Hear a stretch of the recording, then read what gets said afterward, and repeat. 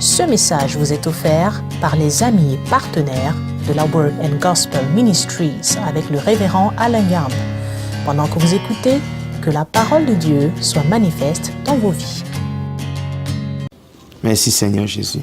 Père, nous voulons te rendre grâce pour ce moment que toi-même tu as préparé avant la fondation du monde. Merci parce que rien n'échappe à ton contrôle.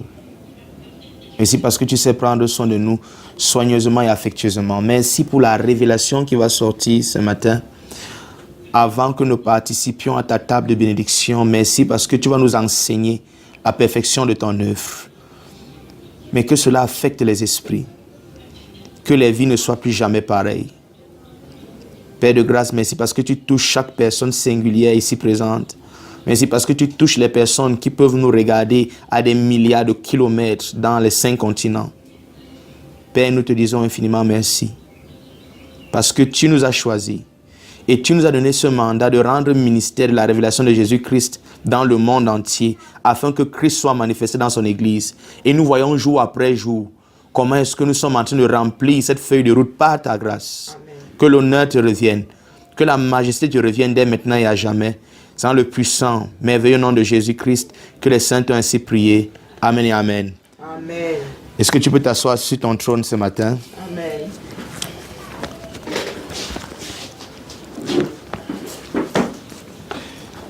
Je suis content d'être devant toi afin de partager l'évangile de notre Seigneur et Sauveur Jésus-Christ. Amen.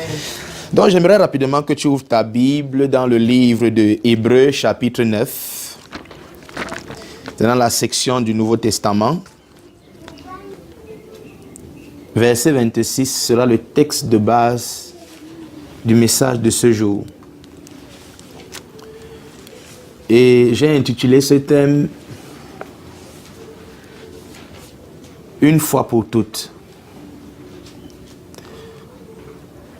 Parce qu'en ce jour, nous allons participer à la table de bénédiction qui est encore connue comme la coupe de bénédiction, d'autres l'appellent la Sainte Seine. Et avant que nous participions à cet événement solennel, j'aimerais brièvement, par la grâce de Dieu, enseigner sur la base d'Hébreux chapitre 9 au verset 26. Et je vais lire dans 2 versions ou 3. Il est paru une fois pour toutes pour abolir le péché par son propre sacrifice. Il est paru une fois pour toutes pour abolir le péché par son propre sacrifice. Et la version King James dit, car il aurait fallu alors qu'il ait souffert souvent depuis la fondation du monde, mais maintenant, une fois à la fin du monde, il a apparu pour ôter le péché par le sacrifice de lui-même. Que quelqu'un dise Amen. Amen. Version King James dit, car il aurait fallu qu'il ait souffert depuis la fondation du monde, mais maintenant, une fois à la fin du monde, il a apparu pour ôter le péché par le sacrifice de lui-même. La version King James, nous l'avons suivi. Nous allons aller dans la version français courant. Louis II, je veux dire.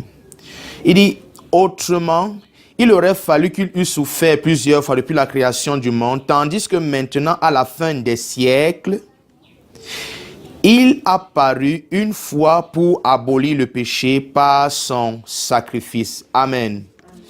Donc, nous pouvons voir dans les 3 versions que nous avons lues, que ce soit dans la version Philippe, que ce soit la version King James ou la version Louis II, ils disent la même chose. Mais nous allons avoir la possibilité ici d'étudier de manière plus exégétique ce passage. Faire une exégèse, c'est-à-dire une étude approfondie de ce passage, parce que c'est là notre texte de base. Et le sommaire de notre méditation, c'est une fois pour toutes. Il est bon de savoir qu'il y a un certain nombre de choses qui sont irréversibles. Lorsqu'elles sont faites, elles ne peuvent plus être défaites. Exemple, votre naissance. Le jour où vous êtes né, vous ne pouvez plus dénaître. vous ne pouvez plus rentrer de nouveau dans le ventre de votre maman. Nous sommes d'accord? Donc si dans le naturel, il y a la possibilité de marcher et d'expérimenter des événements irréversibles, cela veut dire clairement que même dans le règne spirituel, il y a des choses qui sont irréversibles.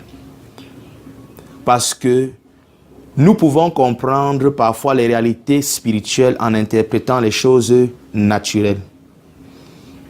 Et c'est le langage utilisé par Jésus-Christ pendant son ministère terrestre qui était connu comme les paraboles.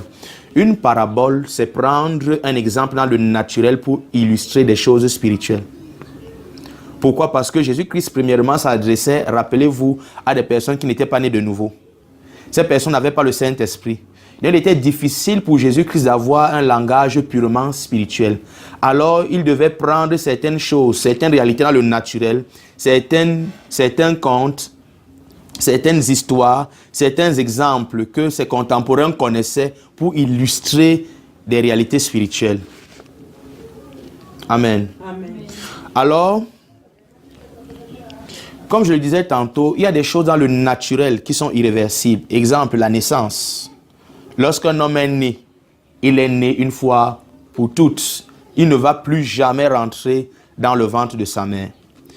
L'évangile également est une bonne nouvelle. Pourquoi? Parce que cela nous présente un événement qui est arrivé une fois pour toutes. Et cela ne va plus jamais se produire parce que l'œuvre est parfaite, qu'il n'y a plus rien à ajouter, rien à enlever. Merci Seigneur Jésus.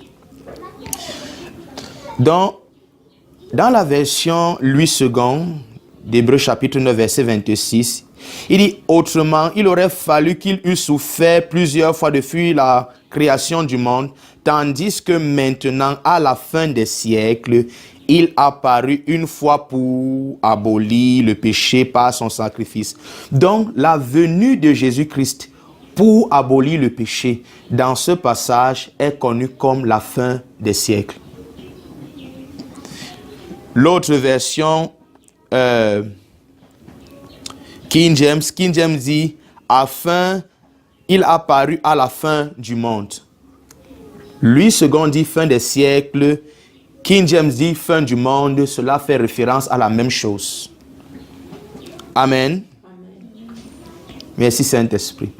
Donc, lorsque vous lisez ce passage, il dit il aurait fallu qu'il eût souffert plusieurs fois depuis la création du monde, tandis que maintenant, à la fin des siècles.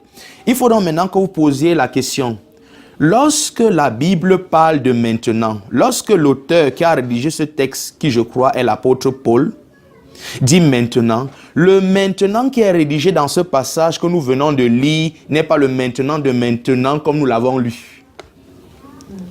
Ce texte est rédigé il y a de cela 2000 ans.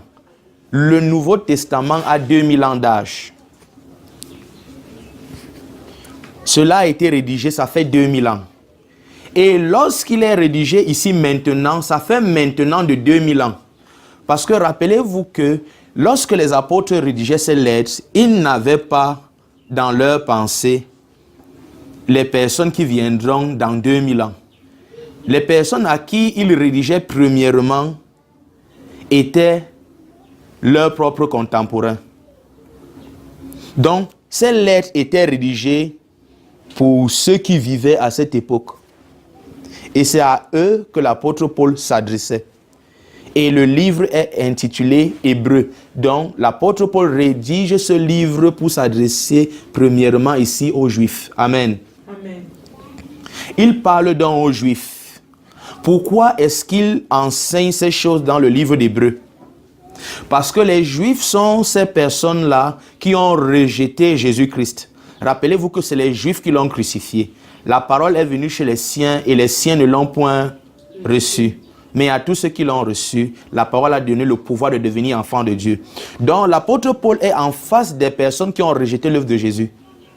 Et il rédige donc une lettre aux Hébreux. Pourquoi? Parce que lorsque vous étudiez l'histoire, vous allez vous rendre compte que après les événements de la croix, après que Jésus-Christ soit crucifié, mort, enseveli, résurrectionné, monté et assis à la droite du Père, Les Juifs qui ont rejeté l'œuvre de Jésus ont continué d'aller offrir les sacrifices dans le tabernacle sacré. Parce qu'il y avait chaque année ce qui était connu chez les Juifs comme le Yom Kippour, qui signifie en français le jour du grand pardon, qui était un jour où tous les Juifs et les nations de la terre qui se joignaient à eux venaient et chacun apportait son sacrifice pour l'expiation de ses péchés. Et le souverain sacrificateur choisissait une seule bête qui allait être le sacrifice pour tout le peuple. Premièrement, en comptant lui-même pour ses propres péchés parce qu'il n'était pas parfait. Et ce sacrifice était donc offert à Dieu. Et ainsi, les péchés, selon la tradition juive, étaient pardonnés pour 1 an. Et l'année d'après, le même système devait être répété. Et l'Ancien Testament a une particularité. Parce que l'événement du Yom Kippour se passe dans l'Ancien Testament, c'est-à-dire avant la venue de Jésus. C'est connu comme ancien, pourquoi? Parce qu'il y a quelque chose de nouveau. Et l'Ancien Testament est l'ombre des choses à venir. Pourquoi? Parce que dans l'Ancien Testament, aucun homme n'était habité par le Saint-Esprit. Moïse, dans l'Ancien Testament, il n'y a pas de chrétiens. Parce que Christ n'a pas encore donné sa vie, donc le christianisme n'a pas encore commencé. Alors, ce sont des personnes qui croient en ce que Dieu est sur le point de faire. Donc, les personnes de l'Ancien Testament vivaient dans l'attente d'un événement futur. Et c'est la raison pour laquelle Dieu avait établi des prophètes pour annoncer Dieu deviendra un homme. Il prendra une forme humaine pour venir sauver le monde de ses fautes et de ses transgressions. Et le travail donc des prophètes, parce que le mot prophète vient du mot grec prophéitero, qui signifie parler de la part d'un autre, dire de la part d'un autre, utiliser l'autorité d'un autre. Et celui-là qui avait donné l'autorité dans l'Ancien Testament de prophétiser était Dieu. Donc les prophètes parlaient de la part de Dieu concernant un événement majeur qui devait arriver, qui était quoi? La croix. Et à l'attente de cet événement majeur, il y avait donc sur pied, mis par Moïse, un système de sacrifice où il fallait parfois tuer un animal qui devait représenter celui-là qui avait péché. Et par l'effusion de sang de cet animal, celui qui avait offert l'animal rentrait purifié parce qu'un autre était mort à sa place. Ce qui est connu dans le Nouveau Testament maintenant comme la substitution. C'est-à-dire Jésus-Christ s'est substitué à nous. Il a pris notre place du péché, il a pris notre mort, il est mort de cette mort, il a pris notre péché et il nous a donné sa justification. Que quelqu'un dise Amen. Amen. Voilà pourquoi l'évangile est connu comme la bonne nouvelle. Parce que ce que nous ne pouvions pas faire pour nous-mêmes, Dieu a fait cela pour nous et il nous l'a attribué gratuitement. Le salut est gratuit, certes, mais il y a quelqu'un qui a payé pour ce salut. Son nom est connu. C'est Jésus-Christ, notre seul et unique sauveur. Que quelqu'un dise Amen. Amen. Paul rédige dans la lettre aux Hébreux parce qu'il fait face à ce manque de connaissance. Le peuple souffre de ce manque de connaissance. Il ne se rend pas compte que le sacrifice parfait a été donné parce que lorsque la lettre aux Hébreux est rédigée, Jésus-Christ est déjà monté au ciel. Il a envoyé le Saint-Esprit comme promis. Le jour de la Pentecôte, les apôtres se mettent à prêcher. Paul aussi, rempli du Saint-Esprit, commence à annoncer cette révélation. Et il se rend donc compte que les Juifs continuent à aller offrir des sacrifices dans le tabernacle comme si le réel sacrifice n'avait pas encore été offert. Et Paul veut donc leur enseigner afin qu'ils quittent de l'Ancien Testament pour entrer réellement dans le Nouveau. Donc Paul rédige cette lettre aux Hébreux afin qu'ils fassent la transition des choses anciennes et des choses nouvelles. Puisque les choses anciennes sont passées, selon 2 Corinthiens 5,17, voici, toutes choses sont devenues nouvelles.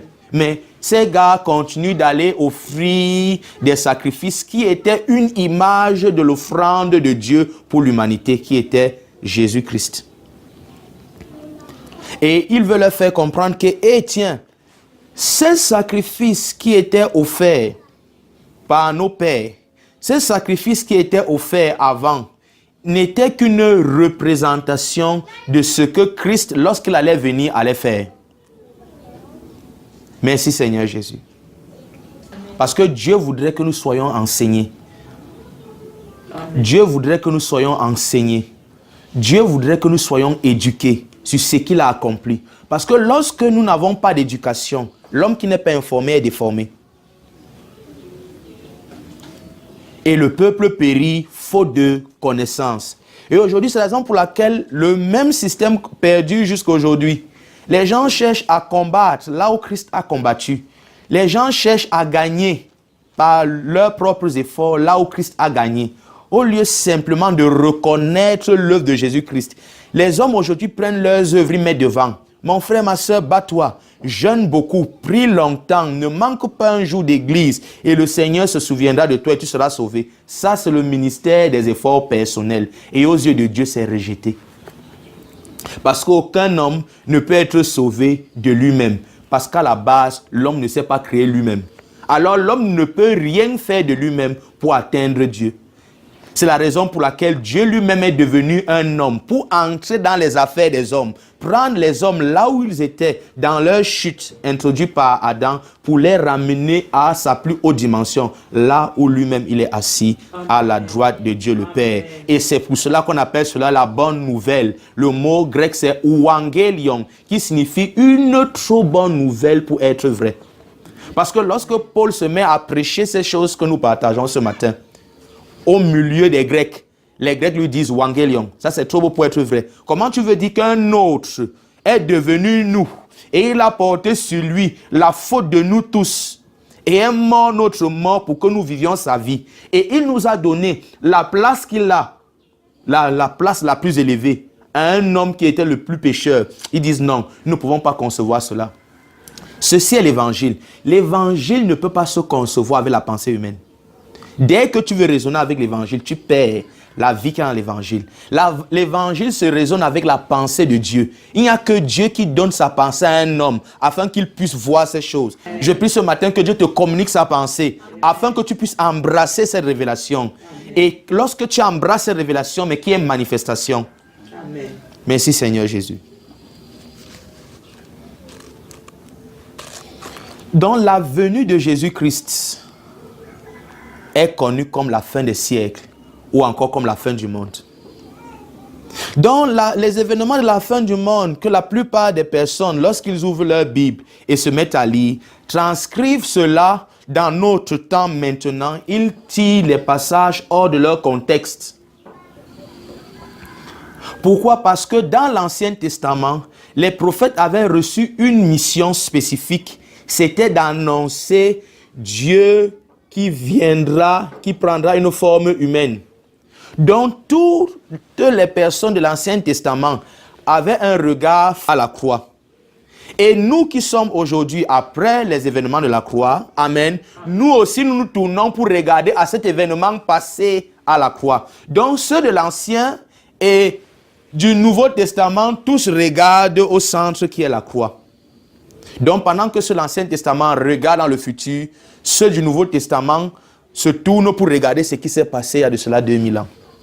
Parce que ce qui s'est passé il y a de cela 2000 ans à la croix nous affecte aujourd'hui. Parce que l'œuvre de Jésus-Christ a affecté ceux qui ont vécu chronologiquement avant lui et ceux qui sont venus après lui. Voilà pourquoi est-ce que lorsqu'un homme reçoit Jésus-Christ comme sa propre vie, Jésus ne redescend pas mourir à la croix une seconde fois pour lui. Ceci indique que l'œuvre de Jésus-Christ a été faite une fois pour toutes et pour tous les hommes.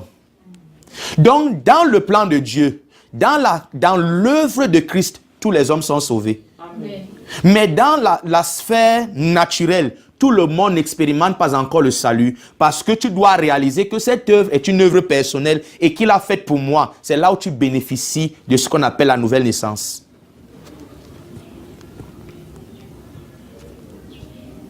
Vous voyez donc, l'évangile est plus que prêcher seulement aux chrétiens.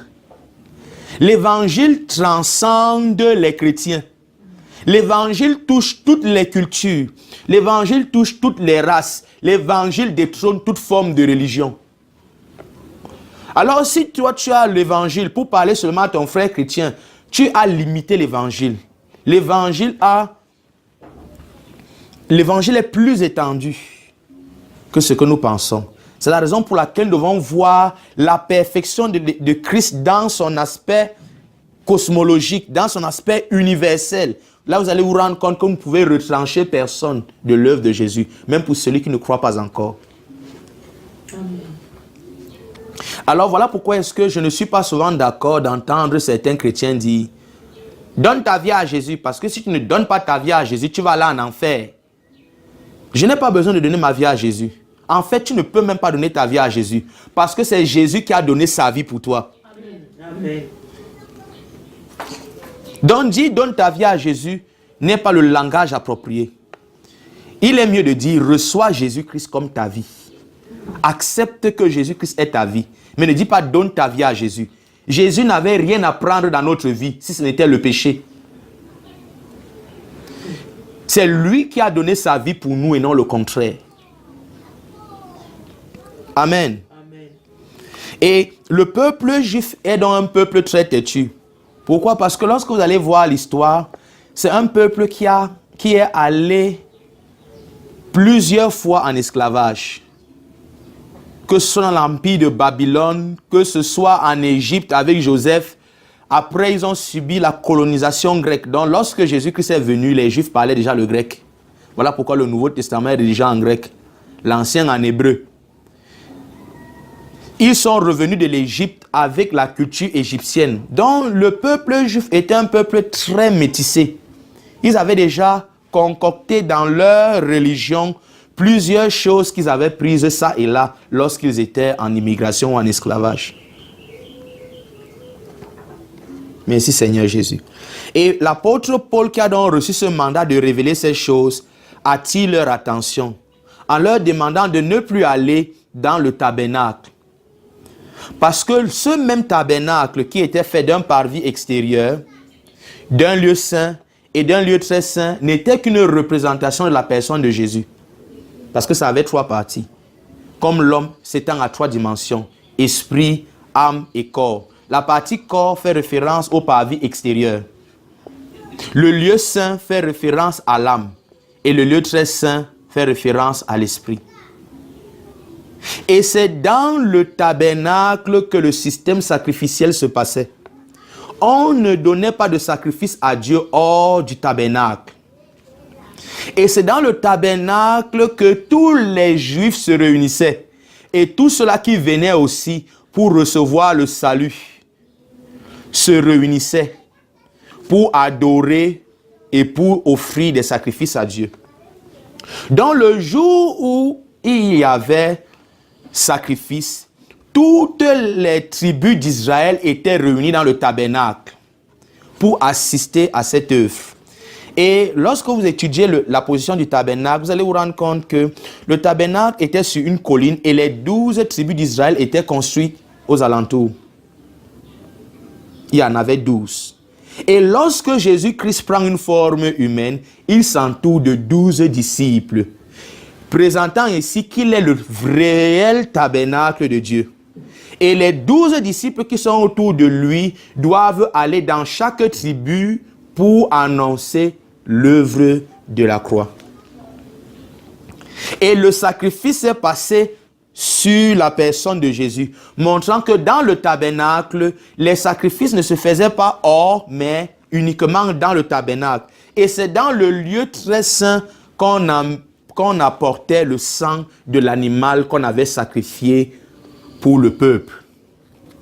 C'est la raison pour laquelle Jésus-Christ, après la passion de la croix, doit entrer au ciel pour présenter à Dieu son propre sang. Amen. Merci Seigneur Jésus. Je ne sais pas si nous sommes ensemble ce matin. Amen. Donc, dans l'Ancien Testament, le sacrifice devait être répété chaque année. Pourquoi? Parce que c'était un sang étranger. C'était le sang des boucs et des taureaux. C'était le sang des animaux. Et c'était là pour être une image du réel sang. Et c'est la raison pour laquelle, parfois, le souverain sacrificateur prenait l'hysope, trempait dans la bassine où il avait égorgé l'animal. Le sang et l'eau étaient mélangés et il l'aspergeait sur le peuple. Et lorsqu'il l'aspergeait sur le peuple, les péchés du peuple étaient couverts. Seulement pour 1 an. Et l'année d'après, le sacrifice devait être répété.